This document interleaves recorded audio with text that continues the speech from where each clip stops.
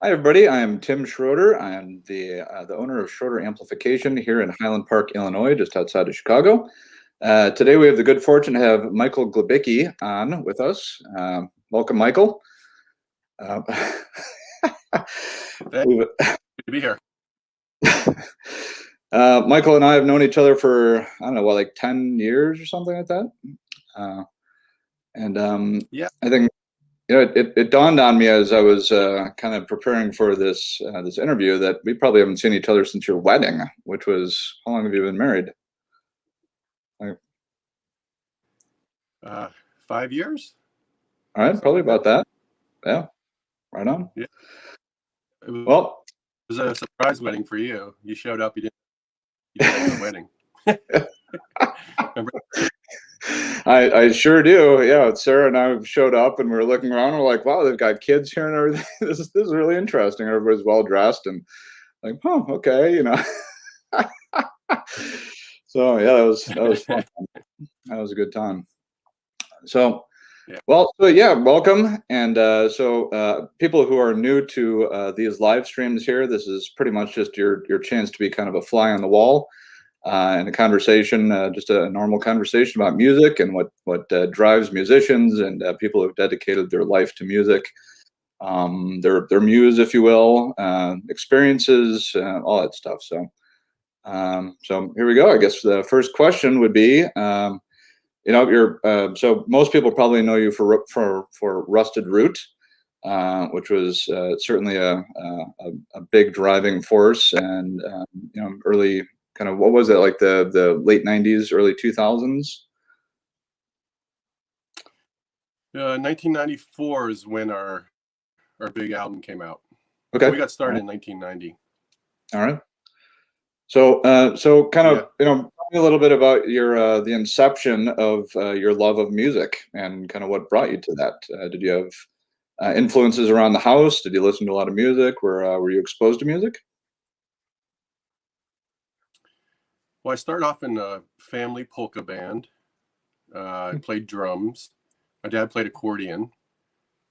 Grandfather played mandolin, and my brother played bass. We were called the Polecats, and we Pittsburgh's pretty diverse ethnic town. So my father was Polish, my mom was Italian. And both of their families loved polkas, so we had a lot of family gatherings that we would play polka band music at, and that was sort of my first sort of rock and roll experience, was going to polka nights down in Lawrenceville, Pittsburgh, and it was crazy. I mean, people showed up, and as a little kid.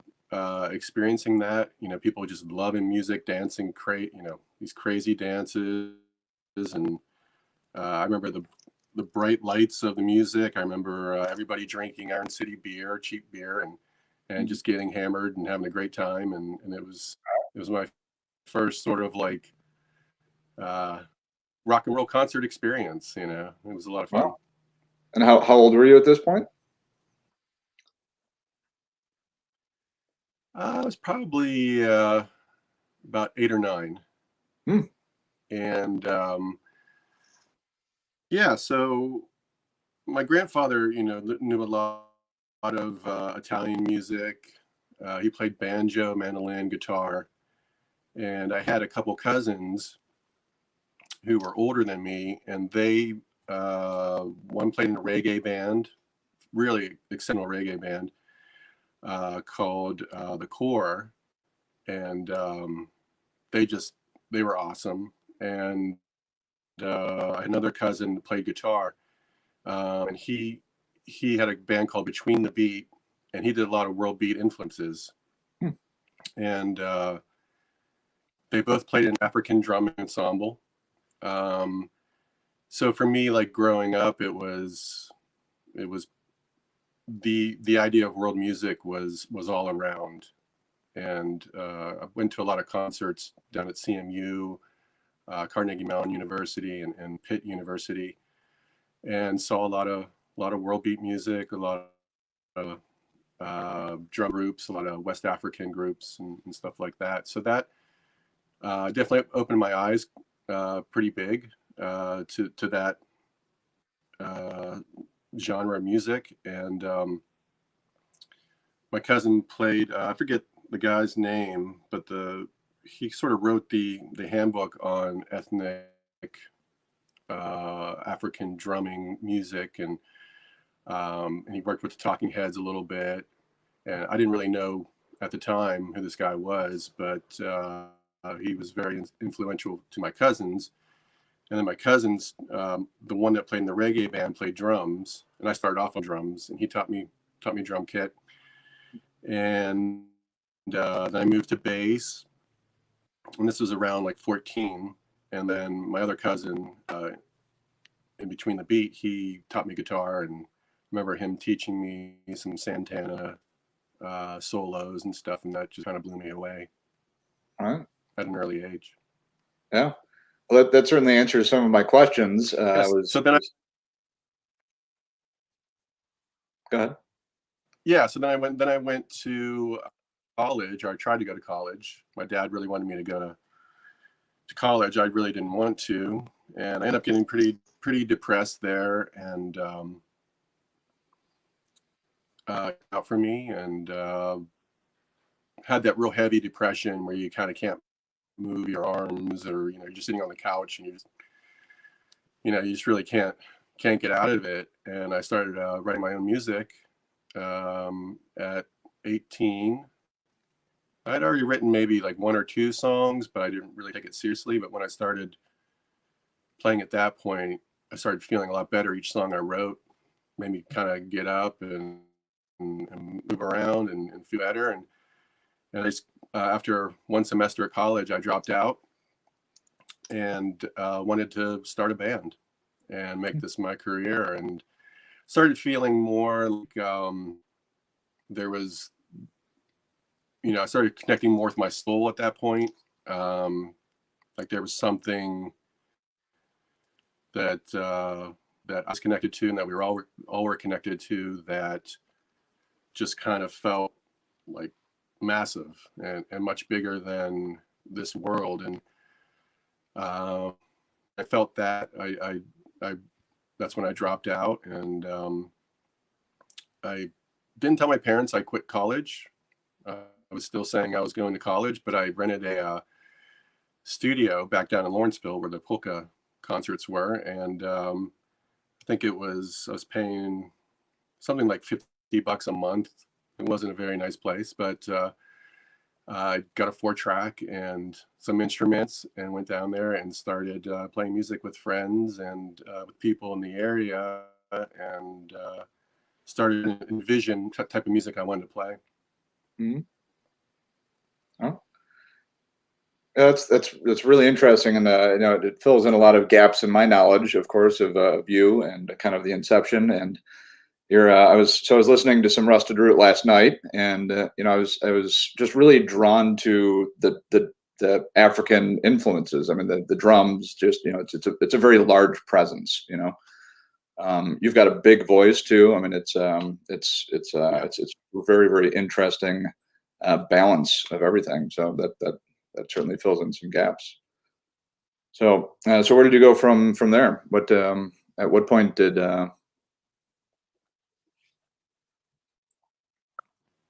Well, I sat in that space and wrote for 3 years. And again, it was just a lot of dreaming and fantasizing about what kind of band I could put together. Me and a high school buddy, he played drums, and he got an African drumming tape. And he would try to play a lot of the rhythms on his drum kit, while I would crank up my acoustic guitar through 2 stacks of PA system in a small room. And the guitar was just so loud. It was, I mean, it was probably like shaking the walls. And so when I could really feel the rhythms of the guitar, the acoustic guitar, like I could feel a band. So I was just pounding at times. I was drumming in different tunings on the drones. And in those drones, you could hear a lot of melodies start to peek out in sort of the aura of the acoustic guitar. And that was sort of like the main, what would you call it? Like the main palette of the band, that aura of the acoustic guitar being cranked like that. I could kind of just hear what could be filled or enhanced in those rhythms of the acoustic guitar, what type of vocals could sing out through that, what rhythms could be played either along with or in and around that. Yeah, it was very informative as far as where the music should go and who I should bring into the band to fill those roles. So yeah, I wrote for 3 years, and then I put an ad in the paper for drummers and vocalists, and I think I was playing with a bass player at that point, and so we started doing auditions, and I had known Liz from high school. She didn't go to my high school, but I knew her from another high school. And Liz Berlin came down and tried out and was immediately pretty jazzed about what I was doing. And I was jazzed about, her excitement and her voice being in the music. And then she knew Jim Donovan. Our drummer fell out at that point. And so she knew Jim Donovan from an African drumming class at Pitt University. So he came down and tried out, and it was he was excited. He loved the energy. He was just trying to all this crazy stuff on the drums. It was like sort of like way too much at first. Mm-hmm. But it was all like the excitement was there and the understanding was there, and so we got to work with him. And then our bass player fell out, and Liz and Jim knew Patrick Norman from that same class at Pitt, so he came down and tried out. But before he came down, we entered a rock challenge here in Pittsburgh at a place called Graffiti. It was a great club here, and so we did our first gig in front of 1,000 people at Graffiti, and I just remember, because I'd been working so long on it, I think all my ideas and expectations all fell upon me that night, and my heart was beating so fast, and that I could see my shirt pounding, like it was coming down, and I'm thinking I'm gonna die, I'm definitely gonna die tonight. And I put a bucket behind the bass amp in case I threw up, but as soon as we went up there, I remember it just felt like home. It felt like I just got really relaxed in it, and I wasn't scared anymore. All right. And did everybody kind of gel on stage magically, or was it a true coming out, or was it still kind of the inception? And yeah, I would. Yeah, there was something there for sure, and everybody saw it and heard it and felt it. Yeah, and then so for this, I think we had a couple stages of this rock challenge. So we made it to the next level, and when we made it to the second level, Patrick played bass on it, and that kind of took off pretty quickly. I think we placed 4th in the overall rock challenge. It's kind of funny, rock challenges and the judges and all that, but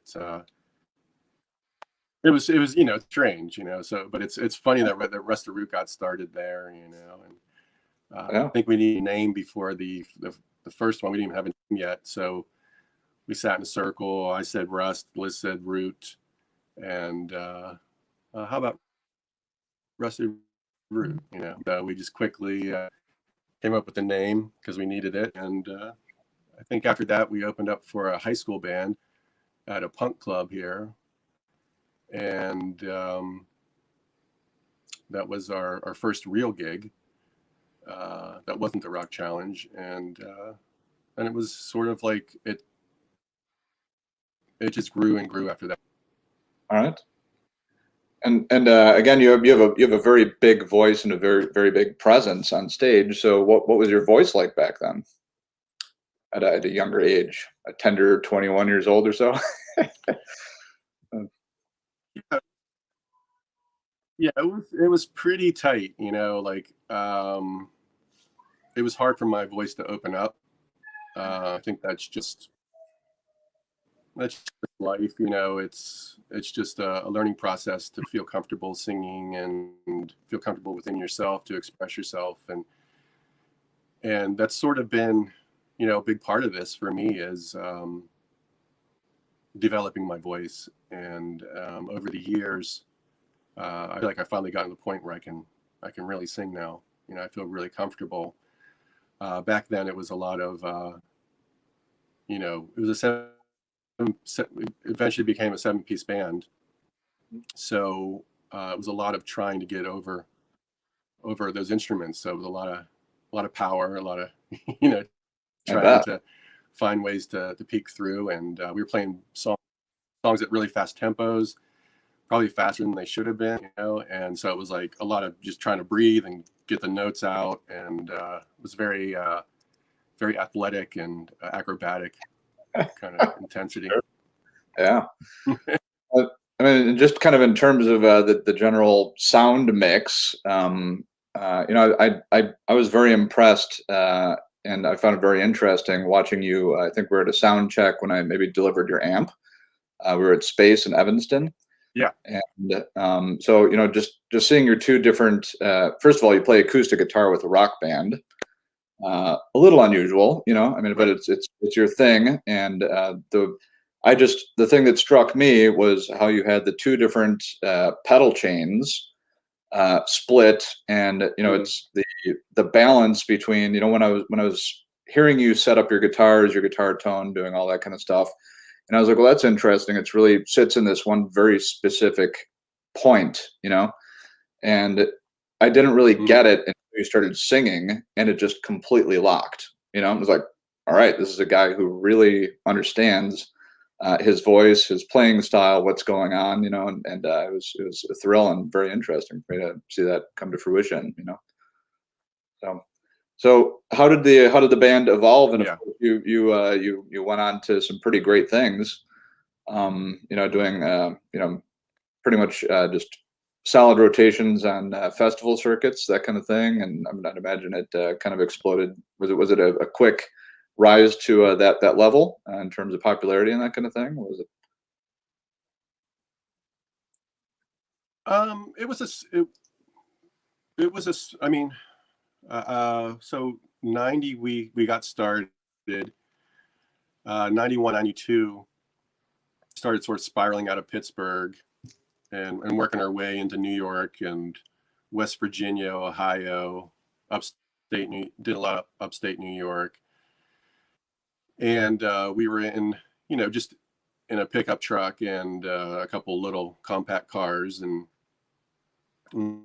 we ended up selling our first album in 91, which was kind of like an album/demo.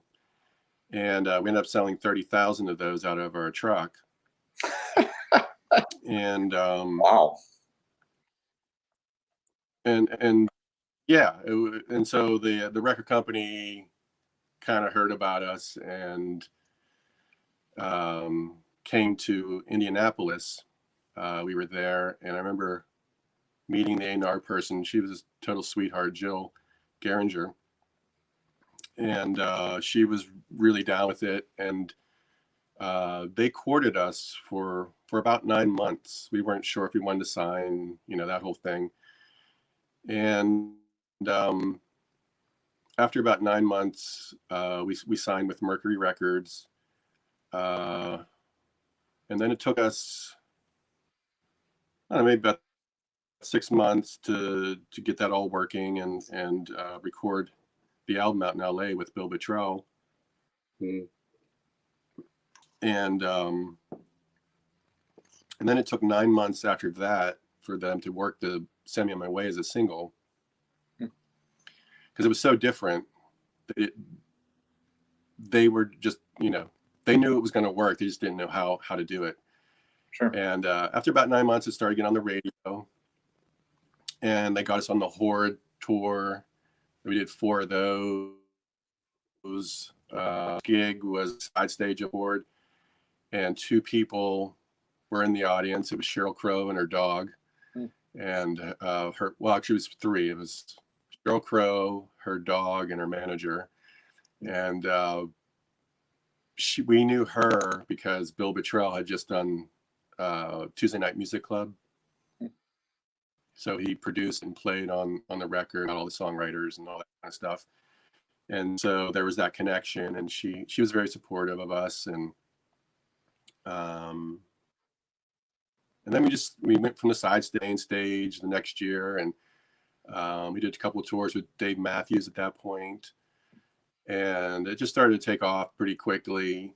And then once the single hit, then we were jumping up to like big theaters, and then shortly after that, amphitheaters, and for us it was pretty crazy, very nerve-wracking. We were not. I mean, we weren't really suited for that kind of thing, though we did it. It was when we started out, we did a lot of political benefits here in town, a lot of potluck kind of situations, people bringing food, and we'd set up our own stage and set up our own PA and our amps, and we'd play, and then we'd go eat food with the audience and sit around and talk, and that's sort of like what we were. And when it became like get on the bus, get to the next amphitheater, do this radio thing, do this in store at the record store, it got kind of crazy for us. It was sort of very foreign feeling, and it was success, but it felt kind of weird. Sure. I've spent many nights hiding out with friends in larger bands, just hiding out in their bus. They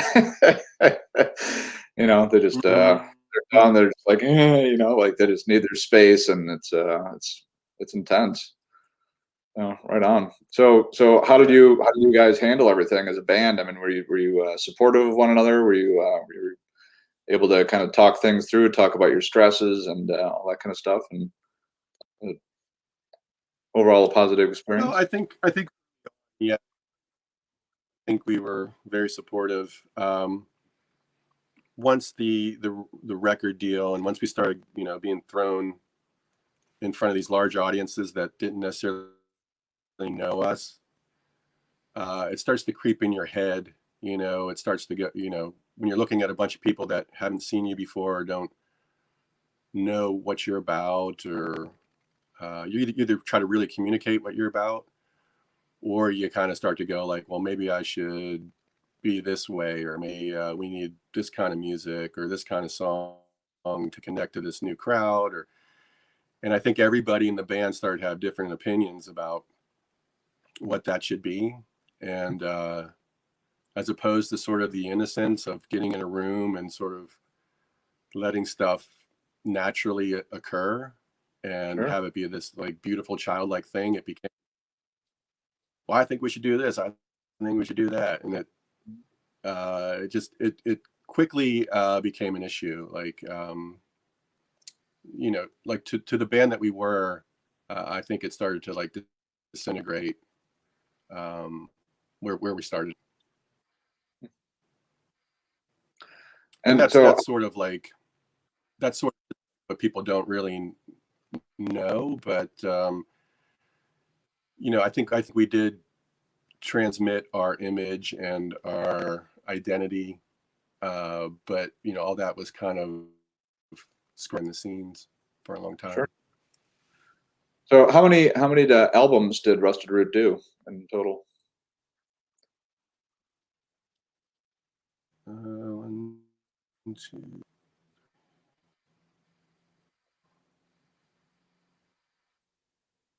I think 6 altogether. Wow. And Yeah. so did these things that you just mentioned, Or maybe the kind 7. of the external influences and those types of things, does that relate to how the albums evolved, and just which album being just kind of a snapshot in time of kind of where you were, you know? Yeah. I would say like the it became more and more difficult to make records, at least up to 99.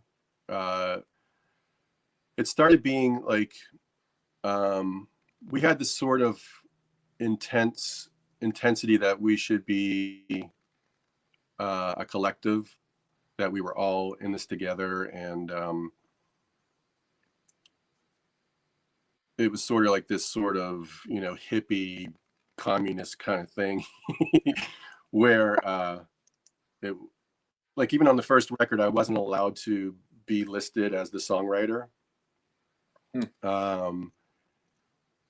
because it didn't go with that image of us being a collective. It was like we were all in this together. So if you came in and played a shaker on a song, you were a songwriter. If you played, you were a songwriter. If you know, and I started going like, well, what spent all this time writing songs? How does this work in our minds? So it became this like almost like sort of like neurosis situation where people felt they had to be writers. So when they came into the room, they were like, okay, what are we writing today? And I was like, well, I've got this idea. So you want to write all together? Let's write together. And it just quickly, you know, it just didn't work. So a lot of songs, a lot of ideas were incomplete. You know, like we're in the studio and the songs weren't together, and I was sort of confused about where to go next. And it was just it was a hard experience for me. Yeah, up to 99 for sure. And then I just called it quits at that point. And then I wasn't really sure what I wanted to do, because I was still very invested in the Rusted Root thing. I didn't really want to do a solo record at that point. And that's when I got everybody back and I said, hey, let's do Welcome to My Party album. And I'd written the song Welcome to My Party, and did a demo of it, and the record company loved it and wanted us to just basically come to do a record because of that song. And so we all got together, and it was sort of like a mess all over again, very, very quickly. And then after about 5 months, we had to jump in and just say, hey, let me kind of lead this a little bit. And so we got the music together. It wasn't exactly what I wanted it to be, but we got the album done, and it was a pretty good record for us. And that was 2001. Yeah. Well, so you're obviously still very active, still recording, still out doing your bit. And so tell me a little bit about post Rusted Root and kind of where you are. How did you ever get back to that place where it made you feel better again, writing and that kind of thing? That early feeling you had that brought you to this way of life? Yeah, definitely. And I think what I realized is I need to use the studio more as an instrument if I'm going to get to that space. If I'm going to, at least at this point, as a songwriter, as a producer, the two go hand in hand now. So I started building out my studio here, and working with a bunch of phenomenal musicians, and working on some really great songs. It's taken a while to get it all together, but I kind of took a big bite of work, trying to get the studio together, get my engineering chops, get my producing chops, find the right people to play the music. And so I started this thing in the meantime, which is Uprooted, and we're playing the Rusted Root music in sort of an expansive way, and we're doing very different takes on the songs, and it's been really phenomenal. We did a couple of shows, and we had 2020 booked up. We were going to do a 25th anniversary of When I Woke, our album When I Woke, and COVID hit. So we're starting back up now, and it's getting a really good response, getting a lot of gigs booked. We have a gig in a couple gigs in a couple of weeks, so be getting back out there and getting our feet wet again, which is awesome, but also kind of have that the butterflies are back, so Sure. it's kind of like what is music going to be post COVID, Sure. Oh, so we're real excited. I'm real excited. To your point of engineering, etc., we've got some things here on the side of the screen. Dana Canone says hi. Says my dudes. Lenny Mayu says big fan of Cheryl's dog. Yeah. So, and Mika says let's go.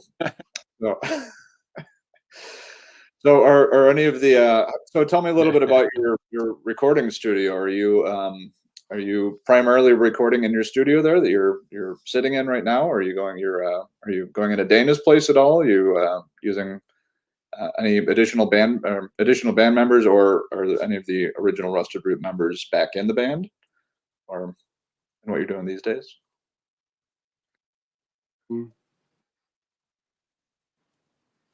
Nobody from Rusted Root is working on the new stuff here. I've got a lot of people from Philadelphia. Eric Kramer on bass. He's just great bass player, very intuitive. When we go out and we do the Uprooted shows, it's like every night he plays something different, and every night I love it, and which is hard for me to understand how he does it. But he just goes, and a really phenomenal bass player. Drummers, we have to bring in a few different drummers. I've toyed with the idea of having 2 drummers on stage, possibly doing like sort of the 15-minute drum piece that we're trying to write, and put some little vignettes of vocals and songwriting into it. So that should be a lot of fun. We're trying to get that going. And then I've got a couple singers, backup singers, Daisy Ghostflower from Harrisburg and Emily Victoria from New York. And they're great. They just really gel together. Very intuitive. I just let them do whatever they want to do and come up with whatever they want to. And I literally have no problem with any of that. I've got Dirk Miller, who is sort of my side man in the duo. Sure. And he also played in Rusted Root for about 12 years as the touring guitarist. And so he's in Uprooted. Yeah, so I mean, there's a lot of excitement. There's a lot of new ideas. There's a lot of new sounds. I'm playing a little bit of electric guitar on some of the Rusted Root material, which is different and give me a little bit of a different landscape to work with. Vocally, it's a lot easier to sing with this band, so they support the vocal it's just a lot of fun to sing to. So I'm kind of like inspired vocally to just riff a lot. I know. Let me change gears on you a little bit here. So, what are some of your influences musically these days? Who are you listening to? Well, I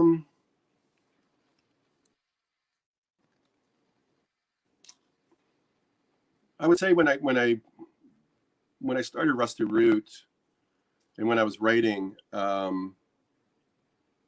used to try to abstain from listening to music so that I could hear sort of a more unique perspective on the music I was playing and a more innocent approach to it.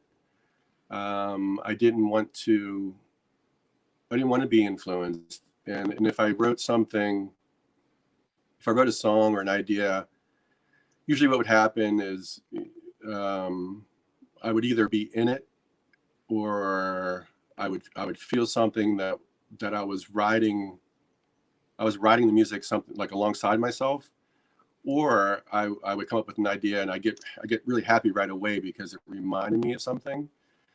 You know, because that was sort of like my response to it. And whenever that would happen, I would go like, oh, I'm just gonna throw that idea away. You know, if it reminded me of something, I would throw it away. If it became sort of like an instant connection to myself internally, I would keep it. And I'm kind of doing that now. So I'm really not listening to anything. Even driving the car, if somebody puts on the radio, I'm like hitting the off button and just trying to keep my ears kind of pure right now. About 10 years ago, I went through a very prolific period where I recorded every single day, well into the wee hours of the morning.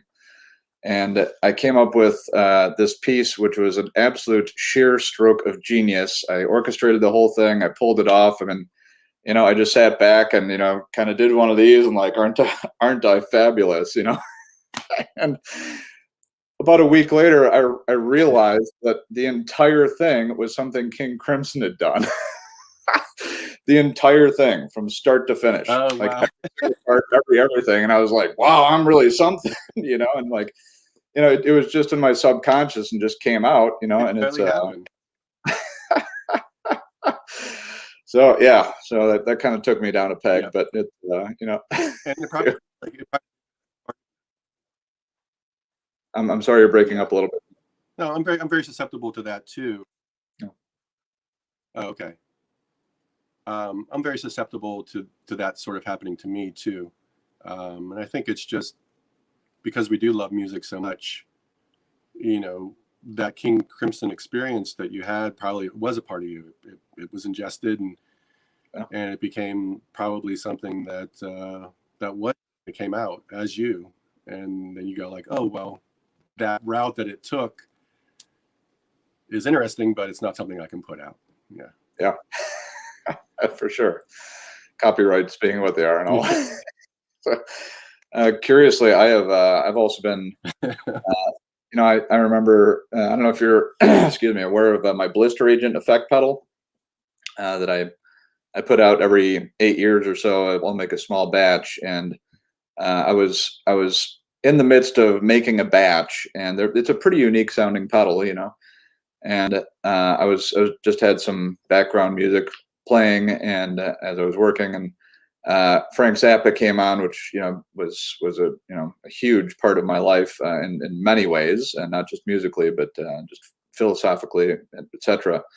And I realized in listening to him and his tone that this box was exactly that. And, you know, I just, all of these influences just creep into my subconscious.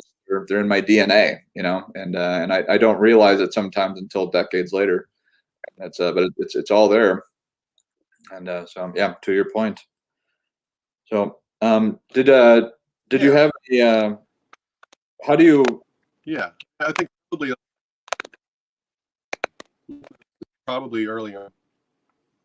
You know, I remember having a transistor radio on my bicycle Yeah, we lived in Florida at the time, and I remember having some really intense moments where I would stop on my bike and listen to probably like, you know, yacht rock kind of stuff, uh, or the you know, the Beatles coming on, the Monster Mash. You know, every kid loved the Monster Mash, and just like kind of hearing it, but kind of going deep into it. I remember like those experiences. So even in my studio, I try to put colors from when I lived in Florida, a lot of green and a lot of yellows, and um, just trying to get back to that sort of real extreme innocence. You know, I listened to a lot of Cat Stevens when I was 6. We're sitting on a dining room table and putting the 8-track on, and it would just play over and over again, and Cat Stevens' greatest hits. And I remember just living in that world. You know, I would see things, I would, you know, feel things, and I'm trying to get back to that point where that sort of innocence, you know, like when you see your first rain or you see your first snow falling out of the sky, those kind of feelings, you know, were the things that kind of moved you at that point. And just trying to, you know, I've got some like cherry wood that I use for diffusers behind me. And I remember cherry wood as a kid. When I moved to Pittsburgh, I remember being around it. I remember somebody cut down a cherry tree. I remember being around it and just trying to like find things that bring you back to that childhood innocent experience. But I love playing acoustic guitar next to these diffusers. Yeah. More than anything, you know, I love setting up a mic there and playing my acoustic to it, and really feeling the wood, and again trying to get back to that experience of being young and full of innocence. Sure. And in, you know, in my own trajectory as you know, an amp builder and designer, and you know, I refer to myself as an electron sculptor, and you know, that is my art form. And you know, music obviously plays a huge part in that, and tonal palettes and that kind of thing. And you know, it's through my trajectory of being in this business for 30 years. You know, there's been many moments where I had to stop, say, okay, I'm off the path. How do I hit the reset button? You know, for me, you know, I've done that a couple times, and you know, the most, I think, you know, I had a big shop downtown for 10 years or something like that, and you know, I had 6 people working for me, and it was really busy and everything else. And you know, you know, the money was good, and the camaraderie and the musicians coming in and all that kind of stuff. It was very fun and exciting. It was a wonderful part of my life. But as an artist, you know, I just realized that you know, all of a sudden I was a manager. You know, I was not an artist any longer, and you know, there was just a part of me that was really missing, and it wasn't being fulfilled. You know, and Yeah. that was following that muse and getting into that headspace. You know, even here, you know, I've got a 5-year-old kid running around, and I mean, I always take time for him. Love having him in the shop and exposing him to things. But you know, when I mean, I feel like me when he goes to bed and it's 9 p.m. and I just start work in my shop, and I've got the door closed, everybody's asleep, and I've got music on, and I'm in my element, and I just light up. I mean, I just feel it from inside. My whole body just vibrates, you know. And that's really important to. It's so easy to lose your way when there's money, or there's pressure, or there's you know, success, whatever you want to label that as. It's pretty easy. So Yeah, for sure. And I mean, my experience with Rusted Root, mainly early on, definitely was life changing. People, Jim and Jen and John and Liz and Patrick and Jim DeSpirito, Jim DeSpirito, the percussionist. We had a whole thing together that we played as a duo that really lit me up. Playing with Rusted Root was like it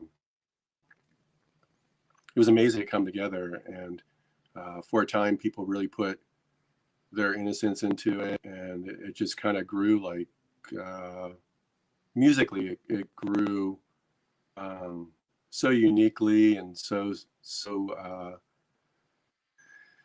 for the most part, such a happy experience for everybody. And then, it people just kind of grow apart, and then as they're growing apart, I try to fix it. I would try to sort of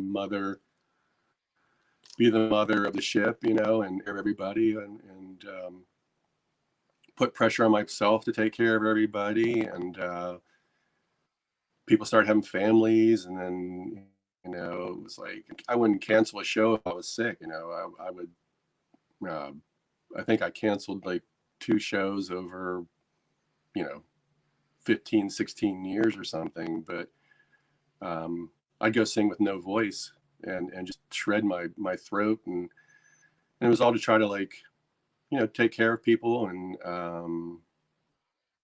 it doesn't really work.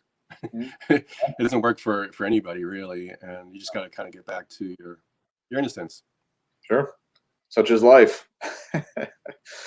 Yeah. Yeah. So let's go back to your studio, if we could.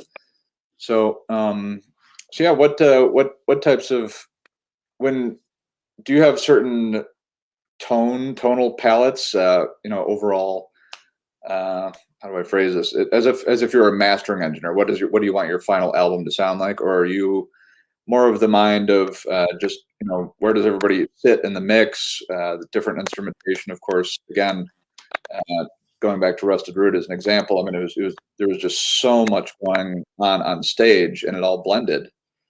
So any thoughts on that? Yeah.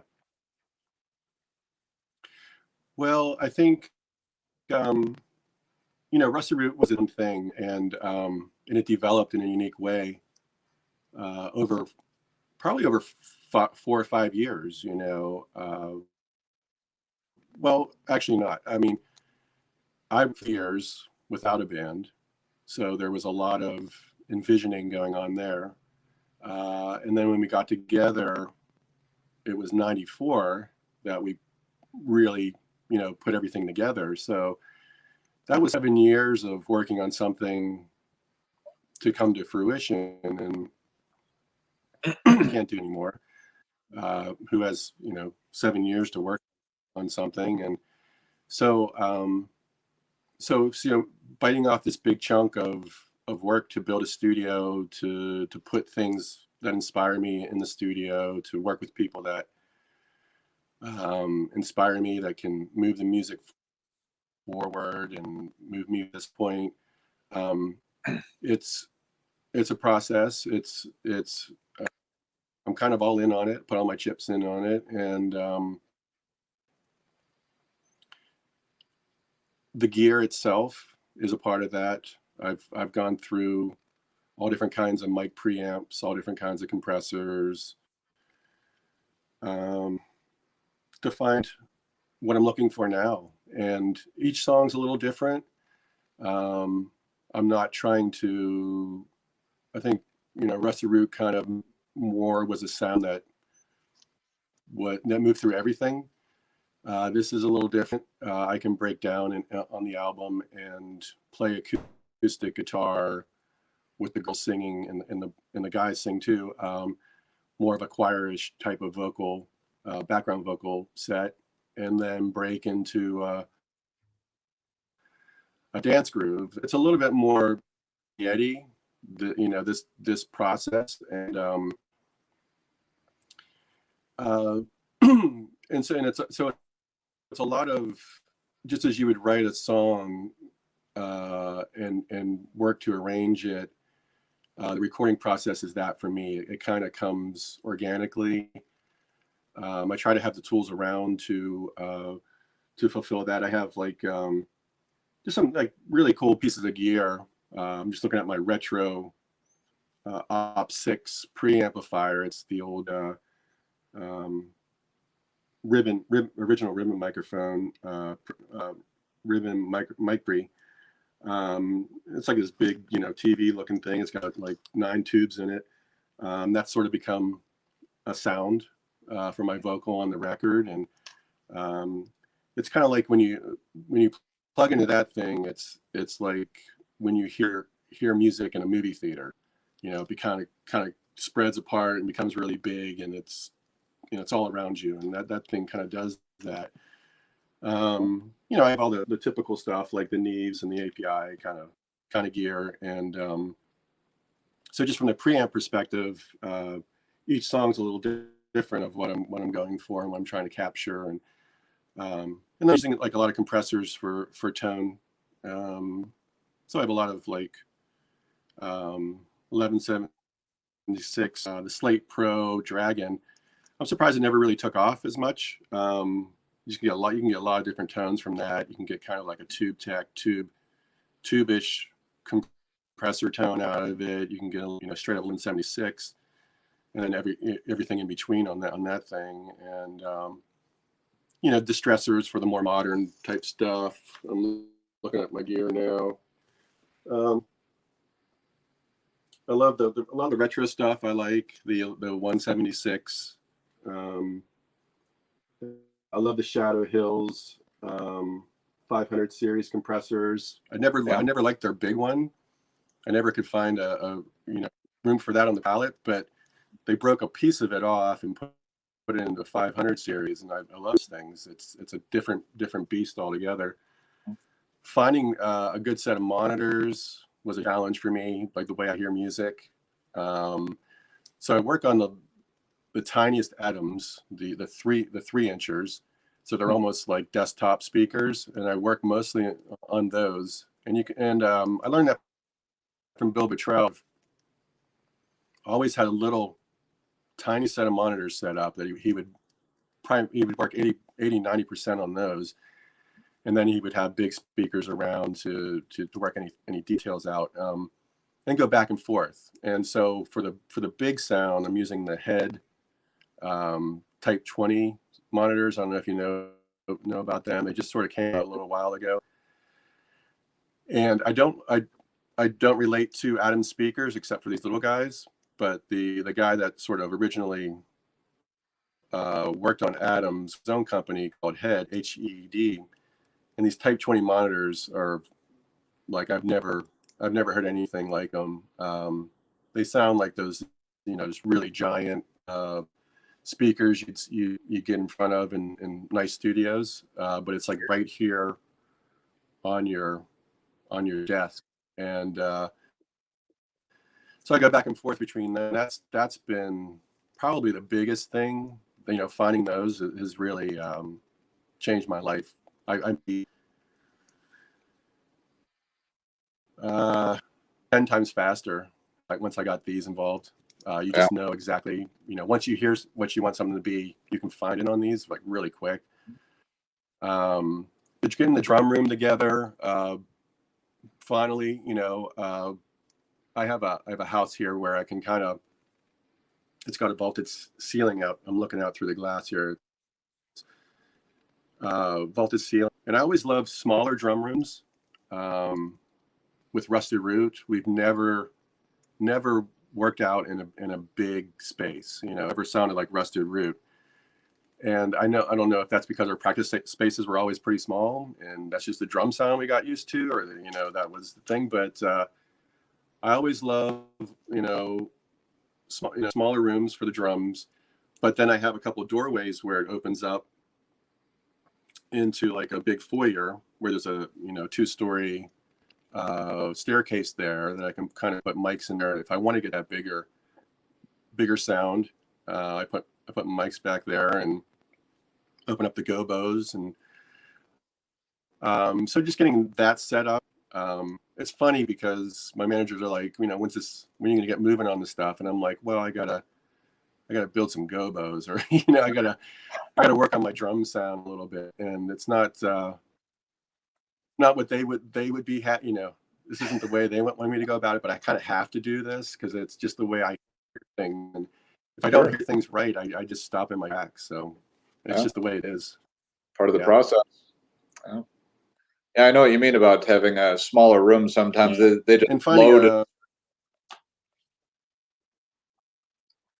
the smaller rooms. You get more of the fishbowl effect. Yeah, and you get you get more of a gelled band sound in these smaller rooms than, you know. And I think maybe with digital too, is you want more of that gelled sound now. You know, originally when digital, everybody wanted to hear every instrument separate and sort of detailed in the mix. Now everybody's trying to figure out how to not have that happen. And I think just, you know, the room and putting some mics around, I wouldn't say it's small, but it's a medium-sized drum room. Putting drum room mics around there as opposed to getting out into a big space and to get that to gel again. I don't know. I mean, it just works for me, and it's the way I want to hear things on the recording. Yeah, right on. Yeah. So when you're it was funny, it's like with Rusted Root, with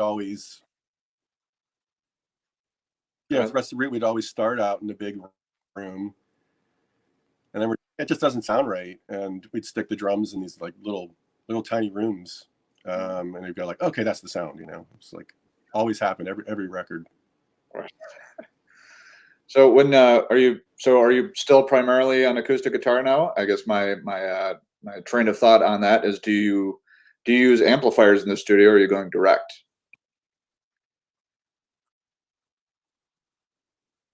Oh, I use amplifiers. The rig that you saw in Chicago is what I use, and then I use microphones on the guitar primarily for a lot of stuff, but I will rock out with just the rig. Right on. But I do have a new electric. I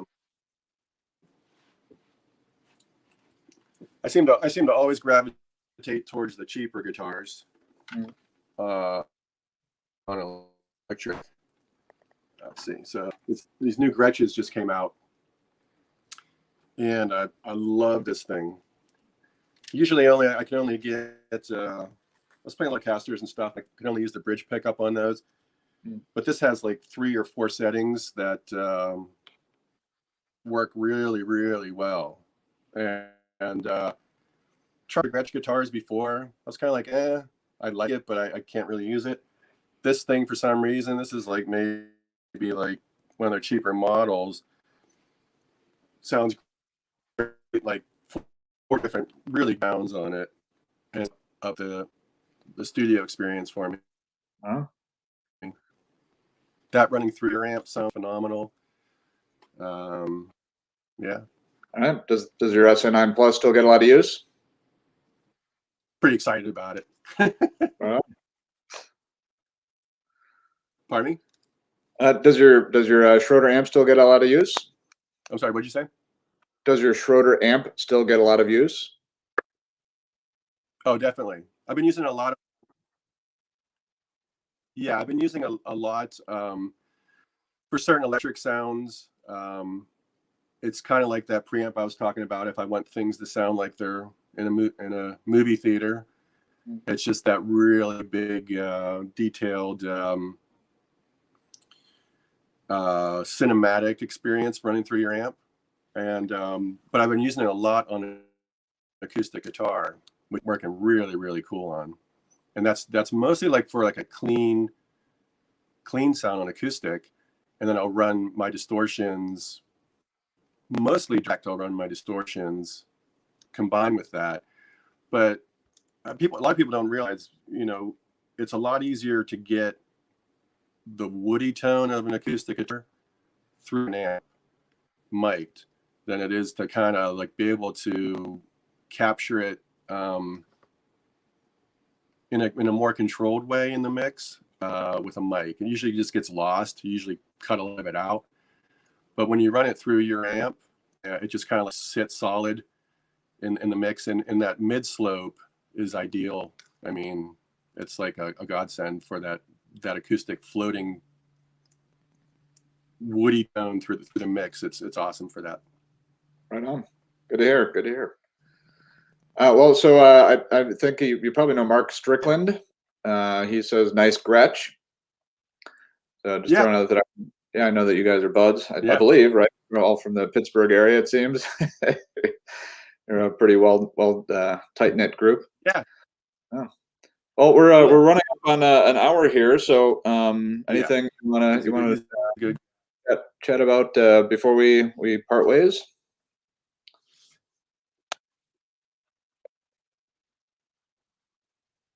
Well, I was gonna talk a bunch of smack on Mark Strickland, but I guess our time's up. Yeah, we can take the time. we can take it. We can do another hour if you'd like on Mark Strickland. We can. Yeah.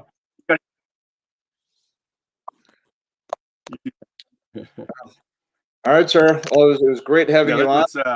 I'm good. Yeah, I think I'm.